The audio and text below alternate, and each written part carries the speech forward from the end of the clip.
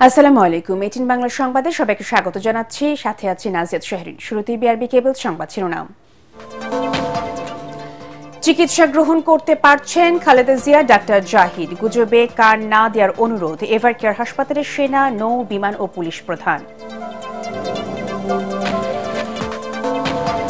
কঠিন সময়ে ঐক্য, সহমর্মিতা ও সংহতির জন্য দেশবাসীর প্রতি কৃতজ্ঞতা তারেক রহমানের। রোগমুক্তি কামনায় উপদেষ্টা পরিষদের বিশেষ বৈঠক।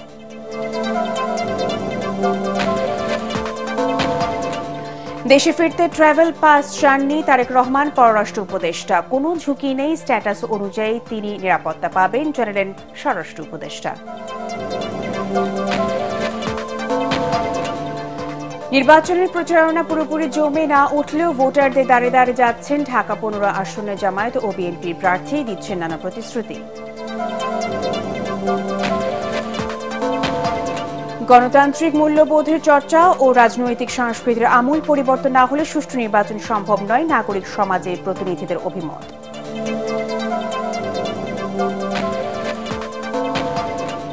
এবং জাতীয় নির্বাচন ও গণভোট নিয়ে ইসির প্রস্তুতি ভালো হলেও ভোটে বড় ধরনের চ্যালেঞ্জ আছে সিইসির সাথে বৈঠকে ইউরোপীয় ইউনিয়ন।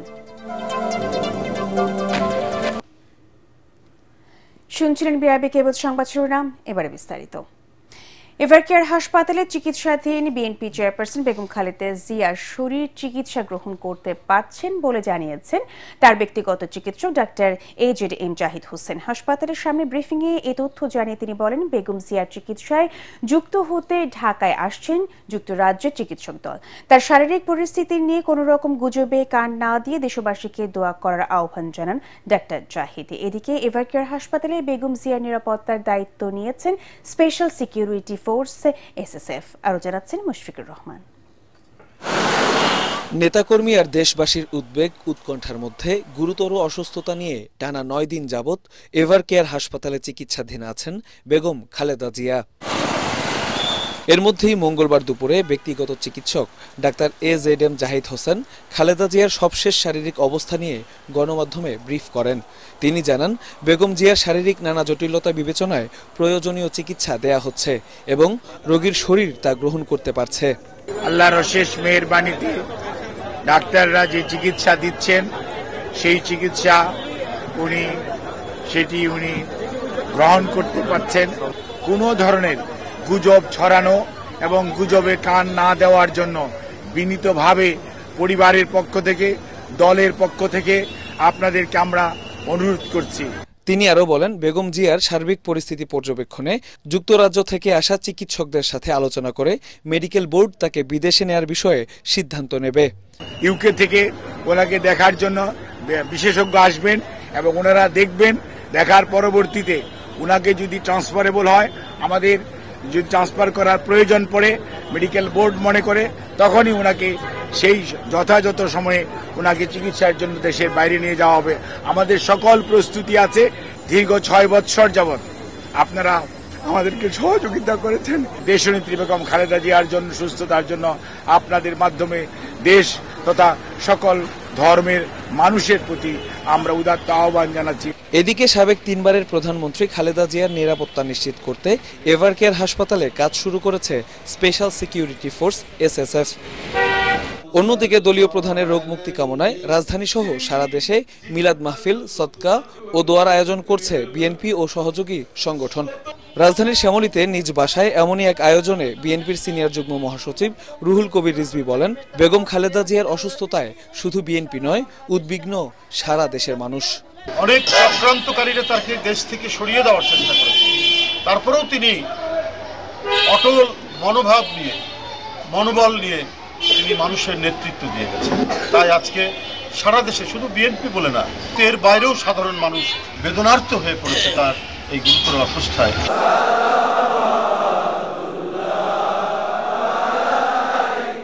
বেগম জিয়ার সুস্থতা কামনায় ঢাকা বিশ্ববিদ্যালয়ের কেন্দ্রীয় মসজিদে বিশেষ দোয়ার আয়োজন করে জাতীয়তাবাদী ছাত্র দল।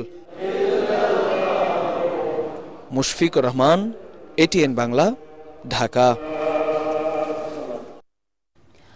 সাবেক প্রধানমন্ত্রী ও বিএনপি চেয়ারপারসন বেগম খালেদা জিয়ার চিকিৎসার খোঁজ খবর নিতে রাজধানী এভারকেয়ার হাসপাতালে যান সেনা, নৌ বিমান ও পুলিশ বাহিনী প্রধান। রাত 9টার দিকে সেনা প্রধান জেনারেল ওয়াকারুজ্জামান, বিমান বাহিনী প্রধান air chief marshal Hasan Mahmud Khan, নৌবাহিনী প্রধান অ্যাডমিরাল এম নাজমুল হাসান এবং আইজিপি বাহারুল আলম হাসপাতালে যান। এ সময় পুরো হাসপাতাল জুড়ে কড়া নিরাপত্তা জোরদার করা হয়।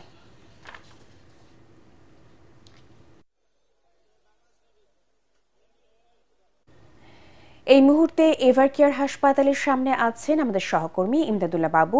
সবশেষ খবর জানতে সরাসরি চলে যাচ্ছি তার কাছে। ইমদাদ, খালেদা জিয়ার চিকিৎসার বিষয়ে আপনার কাছে সর্বশেষ কি তথ্য আছে আমাদেরকে জানাবেন।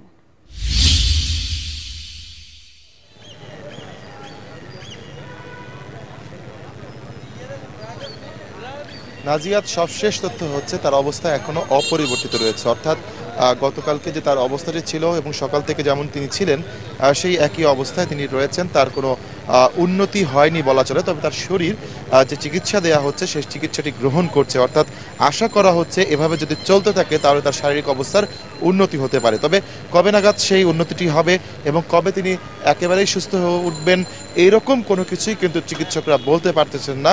সেই ক্ষেত্রে এটি এখন পর্যন্ত তাকে শঙ্কা মুক্ত বলা চলে না।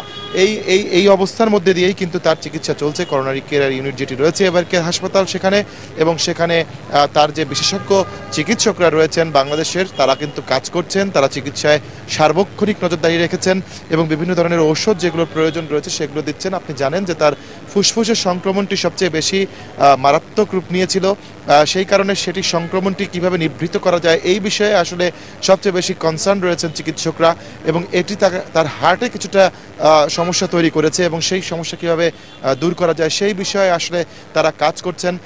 এবং সেখানে বিদেশি যে চিকিৎসকরা রয়েছেন, চীন থেকে একটি প্রাথমিক যে দল আসার কথা ছিল তার চিকিৎসকদের একটি দল যারা তার রিপোর্টগুলো পর্যবেক্ষণ করছেন, তার আধুনিক যে ওষুধগুলো রয়েছে বিশ্বে প্রচলিত সেসব ওষুধের বিষয়ে যারা আলোচনা করছেন তারা কিন্তু ভেতরে কাজ করছেন বাংলাদেশের যে চিকিৎসকরা রয়েছেন তাদের সাথে মিলে।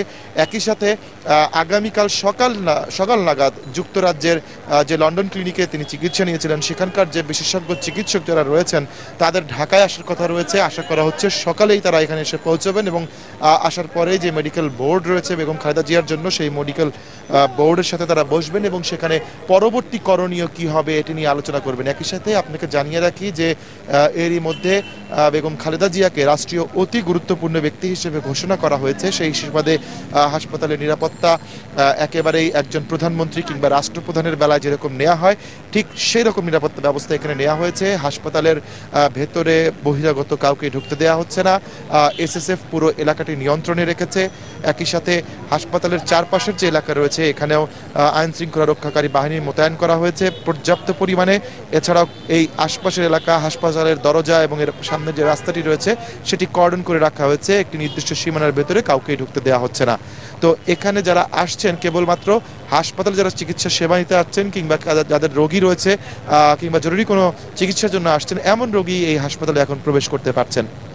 আপনাকে জানিয়ে রাখি কিছুক্ষণ আগে সেনাবাহিনী প্রধান, বিমান বাহিনী প্রধান এবং নৌবাহিনী প্রধান তারা তিনজন একসাথে এই এভারকেয়ার হাসপাতালে এসেছিলেন এবং এই হাসপাতালে আসার পর তারা এই ভবনটির যে চারতলায় যেখানে সিসিইউ রয়েছে এবং বেগম খালেদা জিয়া যেখানে চিকিৎসাধীন তারা সেখানে গিয়েছিলেন এবং তার শারীরিক অবস্থার খোঁজ খবর নিয়েছেন বলে আমরা জানতে পেরেছি এবং সেখানে তারা 10 থেকে 15 মিনিট অবস্থান করেছেন, চিকিৎসকদের সাথে কথা বলেছেন আমরা যতটুকু অসমর্থিত সূত্রে শুনতে পেরেছি।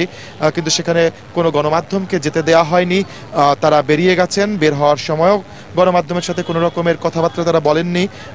এখানে উল্লেখ্য যে পরিমাণে আইন শৃঙ্খলা রক্ষাকারী বাহিনী মজুত করা হচ্ছে সেটি একেবারেই নজিরবিহীন। এখানে উৎসুক অনেক জনতা ভিড় করেছেন, এখানে রয়েছেন দলীয় নেতাকর্মীরা। তো ধারণা করা হচ্ছে যে এইগুলো এখানকার যে পরিস্থিতিগুলো দেখা যাচ্ছে তাতে ধারণা করছেন সাধারণ মানুষ যে আসলে তার সন্তান যিনি বিদেশে রয়েছেন তার আসার একটি সম্ভাবনা দেখা দিয়েছে, এরকমটি মনে করছেন। আসলে তিনি দেশে কখন ফিরবেন বা তার ফেরার কোনো সম্ভাবনা রয়েছে কিনা দলের পক্ষ থেকেও কোনো কিছু বলা হচ্ছে না এবং এখানে যারা রয়েছেন সরকারের পক্ষ থেকেও কিন্তু কোনো কিছু বলা হচ্ছে না। তারপরও এখানকার নিরাপত্তা পরিস্থিতি দেখে অনেকেই বলছেন যে তার দেশে আসার একটি সম্ভাবনা দেখা দিয়েছে। এই পরিস্থিতির মধ্য দিয়েই একদিকে লোকজন ভিড় করছেন এখানে, আর ভেতরে চিকিৎসা চলছে সাবেক প্রধানমন্ত্রী বেগম খালেদা জিয়ার, এবং সেখানে তার ডাক্তাররা তাদেরকে চিকিৎসা দেওয়ার জন্য সর্বোচ্চ চেষ্টা করছেন। তো নাজিয়াত, এই ছিল এভারকেয়ার হাসপাতালের সামনে থেকে আমার কাছে সবশেষ তথ্য। ইমদাদ, আপনাকে ধন্যবাদ। বিএনপি চেয়ারপারসন বেগম খালেদা জিয়ার সুস্থতার জন্য সবার সহযোগিতা ও শুভকামনার জন্য ধন্যবাদ ও কৃতজ্ঞতা জানিয়েছেন বিএনপি ভারপ্রাপ্ত চেয়ারম্যান তারেক রহমান। নিজের ভেরিফাইড ফেসবুক পেজে দেওয়া পোস্টে তারেক রহমান লিখেছেন, বিশ্বের নানা প্রান্ত থেকে বেগম খালেদা জিয়ার সুস্থতার জন্য যেভাবে সহযোগিতা ও শুভকামনা জানিয়েছে জিয়া পরিবার ও বিএনপি সবার প্রতি কৃতজ্ঞ।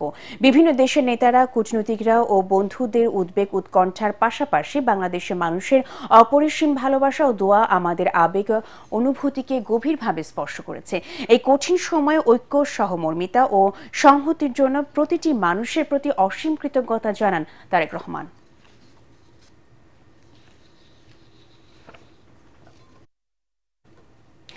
এদিকে প্রধান উপদেষ্টার সভাপতিত্বে রাষ্ট্রীয় অতিথি ভবন যমুনায় উপদেষ্টা পরিষদের একটি বিশেষ বৈঠক অনুষ্ঠিত হয়েছে। এতে 3 বারের সাবেক প্রধানমন্ত্রী, সাবেক রাষ্ট্রপতির স্ত্রী ও বিএনপি চেয়ারপারসন বেগম খালেদা জিয়ার দ্রুত রোগ মুক্তি কামনা করে দোয়া করা হয়। একই সাথে জাতির কাছে তার জন্য প্রার্থনা আহ্বান জানানো হয়। সভায় বেগম খালেদা জিয়ার বর্তমান শারীরিক অবস্থা বিবেচনায় হাসপাতালে তার নির্বিঘ্ন চিকিৎসা, প্রয়োজনে উন্নত চিকিৎসার জন্য বিদেশে নিয়ে যাওয়ার পরিকল্পনা, তার নিরাপত্তা ও যাতায়াতের সুবিধা এবং উচ্চ মর্যাদা বিবেচনায় তাকে রাষ্ট্রের অতি গুরুত্বপূর্ণ ব্যক্তি ভিভিআইপি ঘোষণা করার সিদ্ধান্ত নেওয়া হয়। এই সিদ্ধান্ত অবিলম্বে কার্যকরের জন্য সংশ্লিষ্ট সকল সংস্থাকে নির্দেশনা দেওয়া হয়েছে। পরে বৈঠকের বিষয়ে ব্রিফিং করেন পরিকল্পনা উপদেষ্টা ডক্টর ওয়াহিদ উদ্দিন মাহমুদ।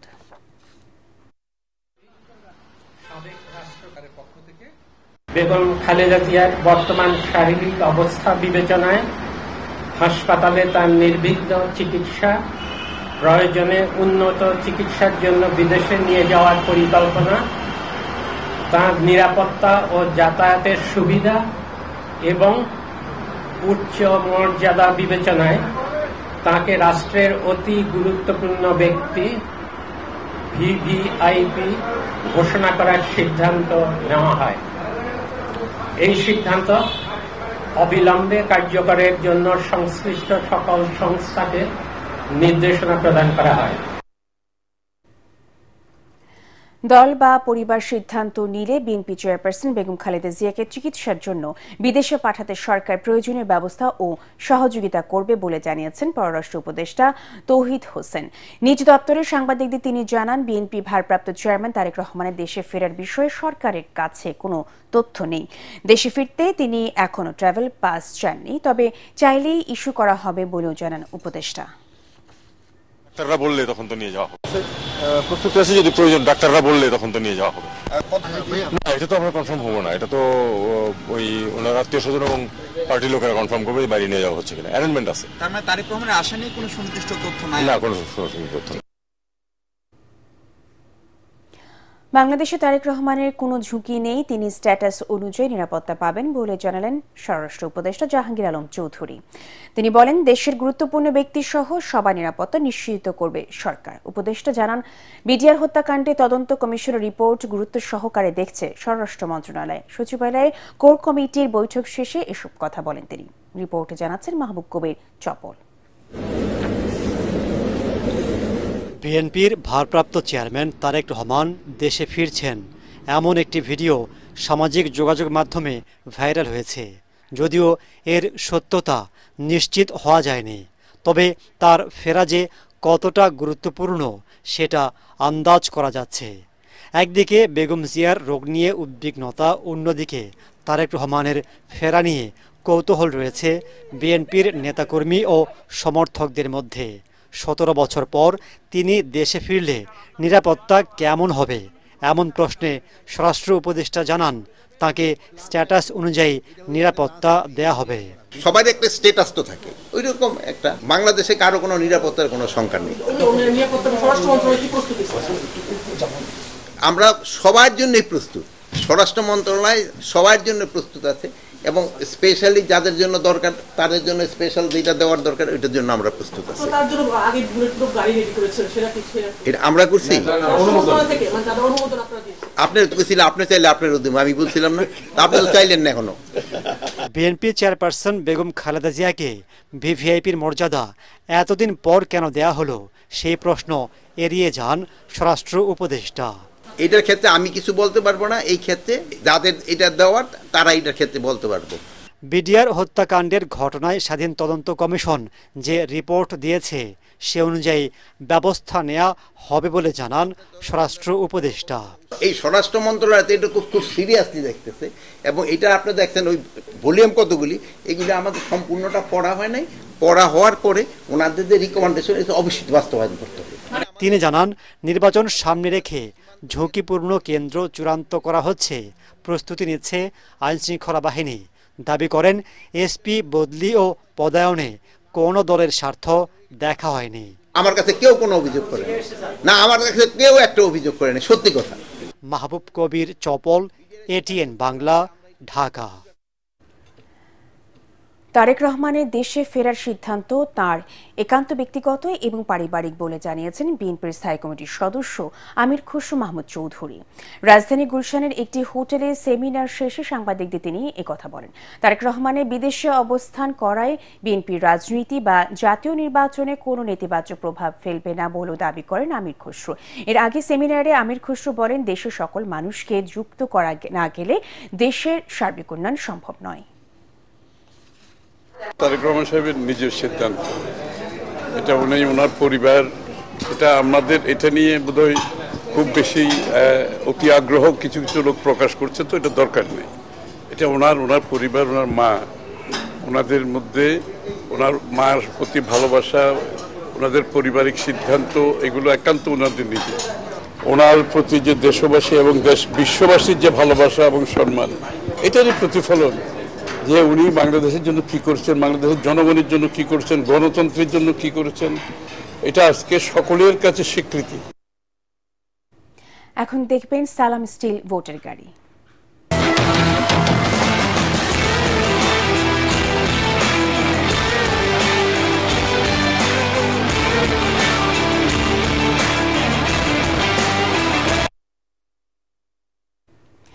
নির্বাচনের আমেজ ও প্রচারণা এখনো পুরোপুরি জমে না উঠলেও ভোটারদের দাঁড়ে দাঁড়িয়ে গিয়ে জনসংযোগ করছেন প্রার্থীরা।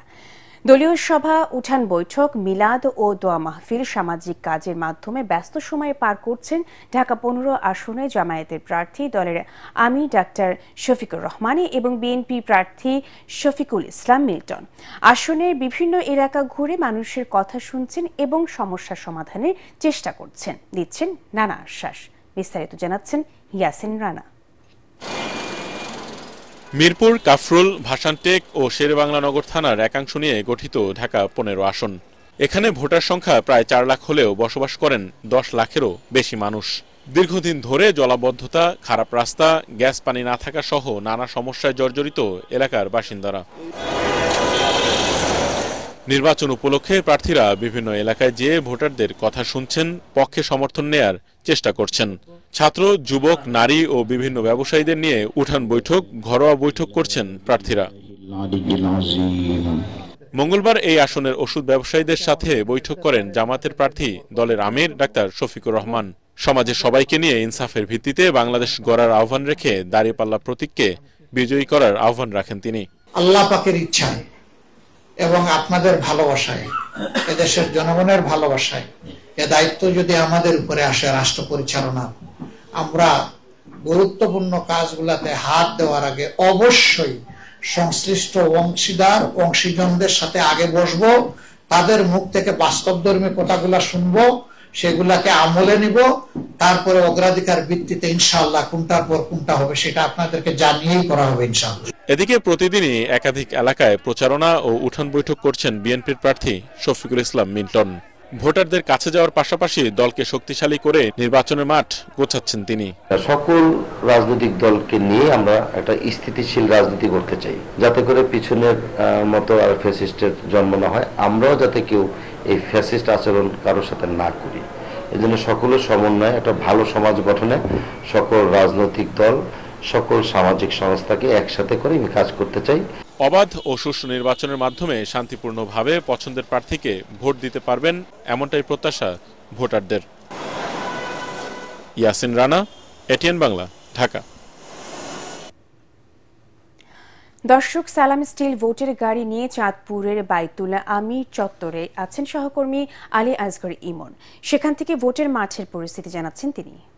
সুপ্রিয় দর্শক মন্ডলী, আসসালামু আলাইকুম। সালাম স্টিল ভোটের গাড়ি নিয়ে সারা দেশ ছুটছে আমরা, আর ছুটতে ছুটতে শেষ পর্যন্ত অর্থাৎ এখন পর্যন্ত মাঝরাতে এসে পৌঁছে গেছি চাঁদপুরের একটি বিশাল চত্বরে, বাইতুল আমিন চত্বর। আপনারা আমার পিছনে দেখতে পাচ্ছেন। দর্শক মন্ডলী, আমাদের গাড়ি দেখে এখানকার স্থানীয় অনেক মানুষজন আছে, ভোটের ব্যাপারে তারা কি ভাবছে আমরা একটু তাদের মুখ থেকে শুনি। যে ভাই, আপনারা তো এখানকার স্থানীয় মানুষ। আমি স্থানীয় না, আমি জীবনের প্রথম চাঁদপুরে আসলাম, আপনাদের দেখে ভালো লাগছে। আলহামদুলিল্লাহ। আচ্ছা, আপনাদের সামনে তো নির্বাচন, আপনারা নির্বাচন নিয়ে কি ভাবছেন বা কি মনে হচ্ছে? আশা করি ভালো মনে হচ্ছে। সামনে আমরা গত 17 বছর তো ভোট দিতে পারি নাই, এবার সামনে নির্বাচন দেখে আমরা খুবই আনন্দিত। যদি পছন্দের কোনো প্রার্থী থাকে অবশ্যই তাকে নির্বাচিত করবো ইনশাআল্লাহ। আচ্ছা আচ্ছা, আপনাদের সাথে একটু কথা বলি। আপনাদের স্থানীয়, হ্যাঁ, মানে সামনে তো নির্বাচন চলে আসলো, শীতও চলে আসলো, নির্বাচন তো একটা বড় উৎসব, কেমন লাগছে? আলহামদুলিল্লাহ, ভালো লাগছে। 17 বছর পর আমরা ভোট দিতে যাচ্ছি, এটাই সবচেয়ে বড় আনন্দ এবং চাওয়া। আসসালামু আলাইকুম। আপনি তো বোধহয় এখানকার স্থানীয় মানুষ। হ্যাঁ, আমি স্থানীয়।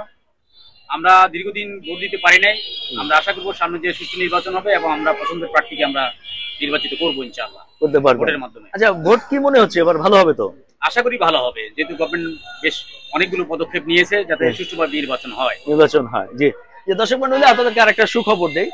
আমার কাছে ঠিক এই মুহূর্তে আমার পাশে এই চাঁদপুরের একজন প্রার্থী আছে, যিনি এবার সরাসরি নির্বাচনে অংশগ্রহণ করছেন গণফ্রন্ট থেকে, এবং যার নাম হচ্ছে সেলিম আকবর সাহেব, অ্যাডভোকেট সেলিম আকবর, যিনি আমার সাথী আছেন এবং তিনি গণফ্রন্ট থেকে নির্বাচন করছেন এবং তিনি এই স্থানীয় গণফ্রন্টের সভাপতিও। ভাই, কেমন আছেন? ভালো আছে।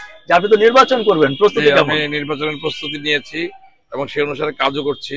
আমরা আশা করি বাংলাদেশের সুষ্ঠু, নিরপেক্ষ, অবাধ একটা ভালো নির্বাচন হবে, আমরা সেটা আশা করছি। দর্শক মন্ডলী, ঠিক এমন করেই অন্য কোনো একদিন যে কোনো সময় আপনার শহরে হাজির হব সালাম স্টিল ভোটের গাড়ি নিয়ে। সে পর্যন্ত আমাদের সাথেই থাকুন।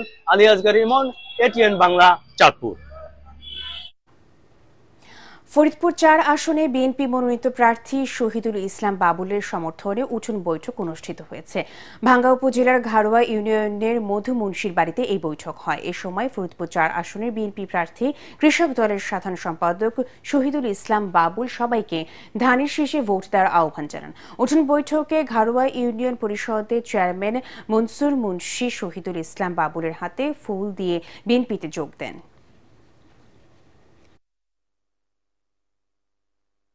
ভূমিকম্প সহনীয় মোস্ট ডিউরেবল দেশের প্রথম থার্মেক্স রড সালাম স্টিল। সালাম স্টিল বোঝে ডিউরেবিলিটি। সালাম স্টিল, মোস্ট ডিউরেবল স্টিল। গণতান্ত্রিক মূল্যবোধের চর্চা ও রাজনৈতিক সংস্কৃতির আমূল পরিবর্তন না হলে সুষ্ঠু নির্বাচন সম্ভব নয় বলে জানিয়েছেন নাগরিক সমাজের প্রতিনিধিরা। রাজধানীর স্টেডিয়াম মিলনায়তনে সুশাসনের জন্য নাগরিক সুজন আয়োজিত গোল টেবিলে তারা বলেন, শুধু সংস্কার বাস্তবায়িত হলেই নির্বাচন সুষ্ঠু হবে না, জনগণেরও সচেতন থাকতে হবে নিজেদের দায়িত্ব সম্পর্কে। বিস্তারিত জানাচ্ছেন একরামুল হক সায়েম। সুষ্ঠু নির্বাচন ও গণতান্ত্রিক উত্তরণে নাগরিক ভাবনা বিষয়ে গোলটেবিল বৈঠকের আয়োজন করে সুশাসনের জন্য নাগরিক সুজন। এতে উপস্থিত ছিলেন নির্বাচন বিশেষজ্ঞ, সাংবাদিক, বিশ্ববিদ্যালয়ের শিক্ষক সহ বিভিন্ন নির্বাচনে অংশ নেওয়া প্রার্থী সহ অনেকেই। বক্তারা বলেন, অতীতের বিতর্কিত নির্বাচনের জন্য দায়ী সরকারের পক্ষপাতিত্ব ও দুর্বৃত্তায়নের রাজনীতি। ফলে নির্বাচন কমিশনও সুষ্ঠুভাবে তার ভূমিকা রাখতে পারেনি। গণ অভ্যুত্থানের পর আগের ধারায় সুষ্ঠু নির্বাচন আয়োজনের সুযোগ নেই বলেও মনে করেন তারা। বাংলাদেশের এখন যে গণতন্ত্র, সেই গণতন্ত্র কিন্তু এখন রক্ত দিয়ে কেনা হয়েছে। সুতরাং রক্ত দিয়ে কেনা এই গণতন্ত্রকে আমরা বৃথা যেতে দিতে পারবো না। হাসিনাও কিন্তু টিকে থাকতে পারেনি। একসময় তো মনে করা হয়েছিল মানে আমৃত্যু হাসিনাকে আর সরানো যাবে না, তিনিও সরেছেন। এবং আমরা যারা সোচ্চার ভূমিকা পালন করেছি আরো, এবং এর ফলেই কিন্তু নাগরিকরা জেগে উঠেছে। যদি আমি যা খুশি করে পার পেয়ে যেতে পারি, তাহলে ওখানে ফেরেশতা বসলেও সে উল্টাপাল্টা করবে, কারণ তার উপর কোনো নিয়ন্ত্রণ নেই। সুষ্ঠু নির্বাচনী ব্যবস্থার জন্য আইনি, প্রাতিষ্ঠানিক ও কাঠামোগত সংস্কারের বিকল্প নেই বলেও মত দেন বক্তারা। একটি সুষ্ঠু নির্বাচনকে যেন কেউ ব্যাহত করতে না পারে সেজন্য জনগণের জোরালো ভূমিকারও তাগিদ দেন তারা। যে কোনো মূল্যে যে জিতে আসার যে জটিল সমীকরণটা রাজনৈতিক দলগুলো করে, এ থেকে বেরিয়ে এসে যদি তারা বলতো যে না আমরা সব যোগ্য প্রার্থী দেব, যারা ওনারা ভোটারের কাছে যাক, ভোটারের কাছ থেকে ভোট এনে জয়ী হয়ে আসুক। এমন জিনিসগুলো আদায় করে নেয় নাসির কমিশনের কাছে যে আপনি কিন্তু কোনো দলের নিযুক্ত নন, রক্তস্নাত বাংলাদেশের আপনি প্রধান নির্বাচন কমিশনার। সেই কারণেই আমাদের উদ্দেশ্য থাকবে এই যে সকল মানুষকে আমরা এইভাবে সচেতন করব যে this is the time you must form a good and strong government. জনগণ অত্যন্ত সচেতন, কিন্তু তাদেরকে পথ পাঠিয়ে দিতে হবে। ভোট কেন্দ্রে সিসি ক্যামেরা ব্যবহারের মাধ্যমে ভোটের স্বচ্ছতা ও জবাবদিহিতা নিশ্চিত করার কথাও বলেন নাগরিক সমাজের প্রতিনিধিরা। প্রতিটা নির্বাচন কেন্দ্রে যাতে সিসিটিভি বাধ্যতামূলক করা হয়, ভিজুয়াল জিনিসের যে পাওয়ার সেটা কিন্তু আমরা জানি। কারো বুকে এত শক্তি নাই আপনি ক্যামেরার সামনে এভিডেন্স রেখে আপনি সেখানে কিছু করবেন, কোনোদিনও এটা হতে পারে না। আপনি যদি সেই ব্যবস্থাটা করেন তাহলে একবারে ক্লিয়ার। ইকরামুল হক সায়েম, এটিএন বাংলা, ঢাকা। আগামী জাতীয় নির্বাচন ও গণভোট নিয়ে ইসির প্রস্তুতি চমৎকার হলেও ভোটের বড় চ্যালেঞ্জ আছে বলে মন্তব্য করেছেন ঢাকায় নিযুক্ত ইউরোপীয় ইউনিয়নের রাষ্ট্রদূত মাইকেল মিলার। ত্রয়োদশ জাতীয় সংসদ নির্বাচনকে সামনে রেখে আগারগাঁওয়ে নির্বাচন ভবনে প্রধান নির্বাচন কমিশনার এএমএম নাসির উদ্দিনের সাথে বৈঠক করে ইউরোপীয় ইউনিয়নের 4 সদস্যের প্রতিনিধি দল। বৈঠক শেষে ইইউ এর রাষ্ট্রদূত বলেন সিইসির সাথে জুলাই চার্টার নিয়ে আলোচনা হয়েছে। ইসিরা আগাম প্রস্তুতি সন্তোষজনক বলেও জানান মিলার। পর্যবেক্ষক হিসেবে সংস্থাটি বেশ কয়েকজনকে নিয়োগ দিয়েছে জানিয়ে রাষ্ট্রদূত বলেন 2026 সালে বিশ্বের সবচেয়ে বড় গণতান্ত্রিক অনুশীলনের মধ্যে একটি হলো বাংলাদেশের নির্বাচন। জাতীয় নির্বাচনে ইউরোপীয় ইউনিয়ন ইসি কে লজিস্টিক সাপোর্ট দেবে বলেও জানান তিনি। I mentioned the challenge will be that all stakeholders in this country should be very focused on the possibility of holding the first free and fair elections in many years. What I want to pass as a message is it is a moment for this country to show that it is bucking the trend on democratic backsliding. This is a time when the country can change the narrative, can reset its reputation with its international partners and demonstrate that it can hold these elections in a very correct and professional manner. Supreme কোর্টের মতামত নিয়ে অন্তর্বর্তীকালীন সরকার গঠন ও শপথের বৈধতার প্রশ্নে আপিলের শুনানি বুধবার পর্যন্ত মুলতবি করেছে আপিল বিভাগ। প্রধান বিচারপতি সৈয়দ রিফাত আহমেদের নেতৃত্বে 7 বিচারপতি বেঞ্চে চলছে এই শুনানি। শুনানিতে জামায়াতের আইনজীবী শিশির মনির বলেন, বিশ্বের কোথাও গণ অভ্যুত্থান পরবর্তী সরকার গঠনে উচ্চ আদালতের মতামত চাওয়ার নজির নেই। সংবিধানে 106 অনুচ্ছেদ দিয়ে অন্তর্বর্তী সরকারকে মূল্যায়ন করলে তা জুলাই স্পিরিটকে অবমূল্যায়ন করা হবে বলে মন্তব্য করেন তিনি। তবে ভিন্ন মত তুলে ধরে ব্যারিস্টার রুহুল কুদ্দুস কাজল বলেন, রাষ্ট্রের স্বার্থে সুপ্রিম কোর্টের মতামত চাওয়া হবে কিনা সেটা একান্তই রাষ্ট্রপতির এখতিয়ার। এর আগে জ্যেষ্ঠ আইনজীবী মহসিন রশিদ সংবিধানের 106 অনুচ্ছেদ অনুযায়ী সুপ্রিম কোর্টের মতামত নিয়ে গঠিত অন্তর্বর্তী সরকারের বৈধতা চ্যালেঞ্জ করে হাইকোর্টে রিট করলে তা খারিজ করা হয়। পরে এই সিদ্ধান্তের বিরুদ্ধে আপিল করেন তিনি। কাগজপত্রে আছে 106 এর রেফারেন্স নেওয়া হয়েছে। 106 অনুচ্ছেদে অনুযায়ী যে অপিনিয়ন নেওয়া হয়েছে আমাদের বিবেচনায় এটির কোনো প্রয়োজন ছিল না। এটি একটি বৈধ সরকার এবং বৈধতার ভিত্তি হলো জনগণের ইচ্ছা, জনগণের অভিপ্রায়, জনগণের সার্বভৌম ক্ষমতার বহিঃপ্রকাশ। সংবিধানে বলা আছে রাষ্ট্রপতি যদি মনে করেন কোন আইনের প্রশ্ন উত্থাপিত হয়েছে এমন ক্ষেত্রে তিনি সুপ্রিম কোর্টের উপদেষ্টার মতামত গ্রহণ করবেন। সুতরাং রাষ্ট্রপতি এই মতামতটি গ্রহণ করেছেন, তিনি সেই মতামত পেয়েছেন, সেই মতামত অনুযায়ী তিনি কাজ করেছেন কিংবা করবেন কিনা সেটা একান্তভাবে রাষ্ট্রপতির এখতিয়ার। প্রধান বিচারপতি তার সবচেয়ে বয়োজ্যেষ্ঠ বিচারপতিদেরকে নিয়ে এক জায়গায় আশ্রয় নিলেন। কাজেই 5 তারিখের পরে তো আমাদের সুপ্রিম কোর্টও ছিল না। সেনাবাহিনীকে একটি প্রশিক্ষিত, সুশৃঙ্খল এবং আধুনিক সমরাস্ত্রে সজ্জিত পেশাদার বাহিনী হিসেবে গড়ে তোলার প্রত্যয় জানালেন সেনাবাহিনী প্রধান জেনারেল ওয়াকারুজ্জামান। চট্টগ্রামের ভাটিয়ারীতে বাংলাদেশ মিলিটারি একাডেমি বিএমএ এর 89তম বিএমএ দীর্ঘমেয়াদী কোর্স এবং 60তম বিএমএ স্পেশাল কোর্সের অফিসার ক্যাডেটদের কমিশন প্রাপ্তি উপলক্ষে রাষ্ট্রপতি কুচকাওয়াজ অনুষ্ঠানে তিনি এসব কথা বলেন। এর আগে বিএমএ প্যারেড গ্রাউন্ডে সেনাপ্রধান কুচকাওয়াজ পরিদর্শন ও প্যারেডের অভিবাদন গ্রহণ করেন। কঠোর সামরিক প্রশিক্ষণ শেষে এই কুচকাওয়াজের মাধ্যমে বিএমএ দীর্ঘমেয়াদী কোর্সের 184 জন ও 60তম বিএমএ স্পেশাল কোর্সের 20 জন অফিসার ক্যাডেট কমিশন লাভ করেন।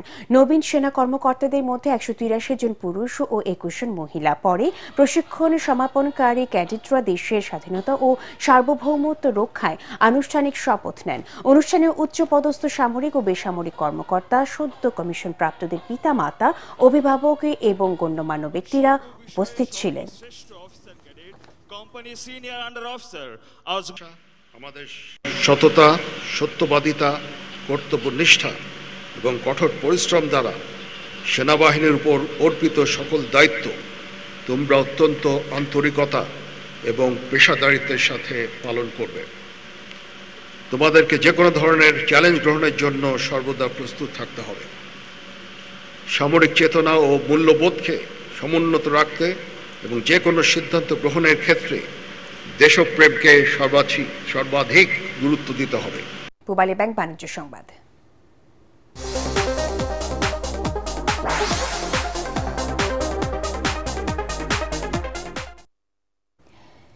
The Institute of Cost and Management Accounts of Bangladesh দেশের সর্বোচ্চ উচ্চমানের সিএমএ পেশাগত শিক্ষা পৌঁছে দিতে একটি বৃহৎ ডিজিটাল রূপান্তর উদ্যোগের উদ্বোধন করেছে। এই উদ্যোগের লক্ষ্য দেশের শহর ও প্রত্যন্ত অঞ্চলের শিক্ষার্থীদের জন্য সাশ্রয়ী, সহজলভ্য এবং আধুনিক শিক্ষার সুযোগ নিশ্চিত করা। ঢাকার নীলক্ষেতের ICMAB ভবনে ডিজিটাল ক্লাসরুমের উদ্বোধন হয়। অনুষ্ঠানে প্রধান অতিথি ছিলেন প্রধান উপদেষ্টার ডাক, টেলিযোগাযোগ ও তথ্য প্রযুক্তি মন্ত্রণালয়ের বিশেষ সহকারী ফায়েজ আহমদ তাইয়েব। বিশেষ অতিথি ছিলেন অর্থ বিভাগের সচিব ডক্টর খায়রুজ্জামান মজুমদার এবং জাতীয় রাজস্ব বোর্ড এর chairman Abdur Rahman Khan FCMA। ICMAB president Mahtab Uddin Ahmed FCMA অনুষ্ঠানে উপস্থিত ছিলেন।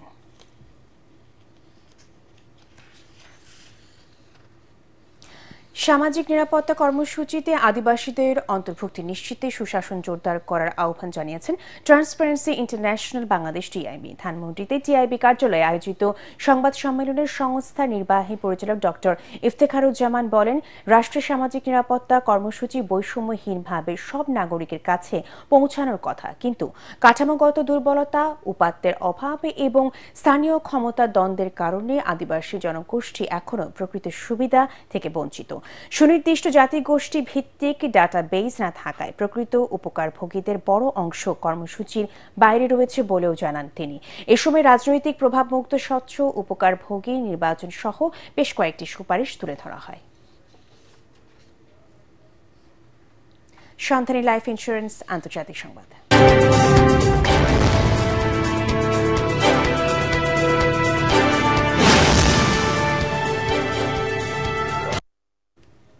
ভেনেজুয়েলার প্রেসিডেন্ট নিকোলাস মাদুরোকে ক্ষমতা ছেড়ে অন্য কোনো দেশে পালিয়ে যাওয়ার আহ্বান জানালেন মার্কিন প্রেসিডেন্ট ডোনাল্ড ট্রাম্প। তবে ট্রাম্পের আহ্বান সরাসরি প্রত্যাখ্যান করেছেন মাদুরো। ট্রাম্পের ওই আহ্বানকে ঔপনিবেশিক হুমকি হিসেবে উল্লেখ করেছেন তিনি। ট্রাম্পের হুমকি মোকাবেলায় ওপেকভুক্ত দেশগুলোর সহায়তা চেয়ে চিঠি পাঠিয়েছেন নিকোলাস মাদুরো। বিস্তারিত শরীফুল ইসলামের প্রতিবেদনে।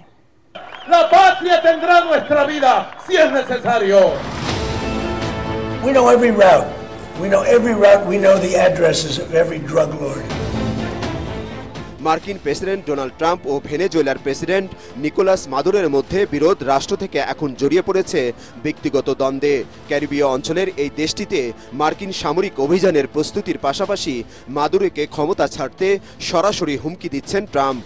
প্রেসিডেন্টের পদ ছেড়ে তাকে অন্য কোনো দেশে পালিয়ে যাওয়ার আহ্বান জানিয়েছেন মার্কিন প্রেসিডেন্ট। নইলে দেশের জনগণ ও স্ত্রী সন্তানকে হারাতে হবে বলে হুমকি দিয়েছেন রিপাবলিকান এই নেতা। আপনি নিজেকে ও কাছের মানুষদের বাঁচাতে পারেন, কিন্তু আপনাকে অবশ্যই দেশ ছাড়তে হবে। আপনি আপনার স্ত্রী ও সন্তানদের বাঁচাতে পারবেন যদি এই মুহূর্তে পদত্যাগ করেন। তবে ট্রাম্পের পদত্যাগের আহ্বানকে বৃদ্ধা আঙুল দেখিয়ে তা সরাসরি প্রত্যাখ্যান করেছেন নিকোলাস মাদুরো। তার প্রতি ভেনেজুয়েলার জনগণের পূর্ণ আনুগত্য আছে উল্লেখ করে মার্কিন কোনো চাপ কিংবা হুমকির কাছে মাথা নত না করার হুঁশিয়ারি দিয়েছেন তিনি। আপনারা নিশ্চিন্ত থাকুন, আমি কখনোই আপনাদের ছেড়ে যাব না। ভেনেজুয়েলা কোনো দেশের কৃতদাস নয়, কারো উপনিবেশ মেনে নেবে না দেশের জনগণ। আমরা স্বাধীনতা, সার্বভৌমত্ব, সাম্য ও শান্তি চাই। এদিকে মার্কিন প্রেসিডেন্ট ডোনাল্ড ট্রাম্পের হুমকি মোকাবেলায় ওপেকের সহায়তা চেয়েছেন ভেনেজুয়েলার প্রেসিডেন্ট নিকোলাস মাদুরো। ওপেকভুক্ত দেশগুলোর কাছে পাঠানো চিঠিতে তিনি অভিযোগ করেন ভেনেজুয়েলার বিশাল তেল সম্পদ দখল করতে চাইছে যুক্তরাষ্ট্র। এই পরিস্থিতি আন্তর্জাতিক জ্বালানি বাজারের ভারসাম্যকে ঝুঁকির মধ্যে ফেলছে। মার্কিন এই পদক্ষেপ উৎপাদনকারী থেকে ভোক্তা উভয় দেশের জন্যই হুমকি তৈরি করছে। বিশ্বের সর্ববৃহৎ তেল ভান্ডার থাকা সত্ত্বেও মার্কিন নিষেধাজ্ঞার কারণে ভেনেজুয়েলার তেল রপ্তানি কমেছে। 2023 সালে মাত্র 4.5 বিলিয়ন মার্কিন ডলার মূল্যের তেল রপ্তানি করেছে দেশটি। তাদের অভিযোগ, ক্যারিবীয় অঞ্চলে যুক্তরাষ্ট্রের সামরিক উপস্থিতি বাড়ানোর আসল উদ্দেশ্য ভেনেজুয়েলার তেল সম্পদ লুট করা। শরীফুল ইসলাম, এটিএন বাংলা। খেলার খবর।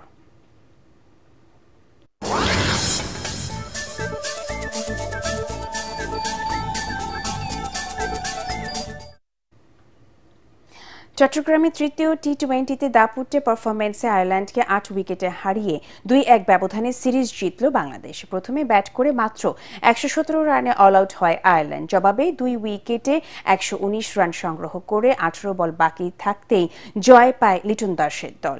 ম্যাচ সেরা তানজিদ হাসান তামিম আর সিরিজ সেরা মেহেদী হাসান। পরাগারমানের রিপোর্ট।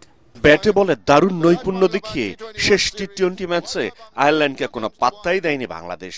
প্রথমে বোলিং তাণ্ডব, তারপর ব্যাটিং ঝড়, তাতে আইরিশদের উড়িয়ে দিয়ে সিরিজ জিতল টাইগাররা। 118 রান আজকাল টি-20 ক্রিকেটে খুবই ছোট টার্গেট। তবু দলের স্কোরে 38 রান যোগ হতেই সাজ করে সাইফ হাসান এবং ওয়ান ডাউনে নামা অধিনায়ক লিটন দাস। ইনিংসের বাকি সময়ে আঠার মতো লেগে থাকেন তানজিদ হাসান তামিম এবং পারভেজ হোসেন ইমন। দুজনেই দ্রুত গতিতে রান তুলতে থাকেন।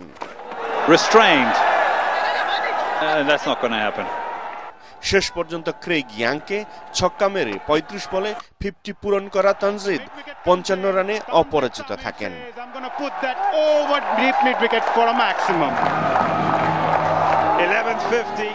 আর 33 রানের দায়িত্বশীল ইনিংস খেলে ইমনও অপরাজিত থাকেন। তাতে 2 উইকেটে 119 রান তুলে 18 বল হাতে রেখেই জয় পায় বাংলাদেশ। এর আগে চট্টগ্রামে অধিনায়ক পল স্টার্লিং এর ব্যাটে উড়ন্ত সূচনা পেয়েছিল আয়ারল্যান্ড। তবে মুস্তাফিজুর রহমান ও রিশাদ হোসেন ভয়ঙ্কর হয়ে উঠতে দেননি সফরকারীদের। তাদের পেস আর স্পিনে মাত্র 117 রানে গুটিয়ে যায় আইরিশরা। তাতে সহজ জয় পাওয়ার পথটি সহজ হয়ে যায় টাইগারদের। পরাগারমান, এটিএন বাংলা। ইস্পাহানি প্রথম আলো আন্তঃবিশ্ববিদ্যালয় ফুটবলে ঢাকা অঞ্চলের পঞ্চম দিনে 3টি খেলা অনুষ্ঠিত হয়। সাভার উপজেলার বিরুলিয়ার দত্তপাড়া এলাকায় ড্যাফোডিল ইন্টারন্যাশনাল ইউনিভার্সিটি মাঠে দিনের প্রথম খেলায় ইস্টার্ন ইউনিভার্সিটিকে 5-0 গোলে হারিয়েছে গণ বিশ্ববিদ্যালয়। আর দ্বিতীয় ম্যাচে স্টেট ইউনিভার্সিটি অব বাংলাদেশকে 2-1 গোলে পরাজিত করেছে নর্থ সাউথ বিশ্ববিদ্যালয়। আর দিনের তৃতীয় ও শেষ ম্যাচে ড্যাফোডিল ইন্টারন্যাশনাল ইউনিভার্সিটিকে টাই ব্রেকারে 3-1 ব্যবধানে পরাজিত করে আমেরিকান ইন্টারন্যাশনাল ইউনিভার্সিটি। খেলার শেষে বিজয়ী এবং ম্যান অফ দ্য ম্যাচকে পুরস্কৃত করেন জাতীয় ফুটবল দলের সাবেক অধিনায়ক ইমতিয়াজ সুলতান জনি এবং ইস্পাহানি টি লিমিটেডের সেলস ম্যানেজার মোহাম্মদ ইমদাদুল ইসলাম। প্রতিযোগিতার মিডিয়া পার্টনার এটিএন বাংলা। শেষ করার আগে বিআরবি কেবল সংবাদ শিরোনামগুলো জানিয়ে দেব আরও একবার। চিকিৎসা গ্রহণ করতে পারছেন খালেদা জিয়া, ডাক্তার জাহিদ। গুজবে কান না দেওয়ার অনুরোধ এভার কেয়ার হাসপাতালের সেনা, নৌ, বিমান ও পুলিশ প্রধান। কঠিন সময়ে ঐক্য, সহমর্মিতা ও সংহতির জন্য দেশবাসীর প্রতি কৃতজ্ঞতা তারেক রহমানের। রোগ মুক্তির কামনায় উপদেষ্টা পরিষদের বিশেষ বৈঠক। দেশে ফিরতে ট্রাভেল পাস চাননি তারেক রহমান পররাষ্ট্র উপদেষ্টা। কোনো ঝুঁকি নেই, স্ট্যাটাস অনুযায়ী তিনি নিরাপত্তা পাবেন জানালেন স্বরাষ্ট্র উপদেষ্টা। নির্বাচনের প্রচারণা পুরোপুরি জমে না উঠলেও ভোটারদের দাঁড়ে দাঁড়িয়ে যাচ্ছেন ঢাকা 15 আসনে জামায়াত ও বিএনপির প্রার্থী, দিচ্ছেন নানা প্রতিশ্রুতি।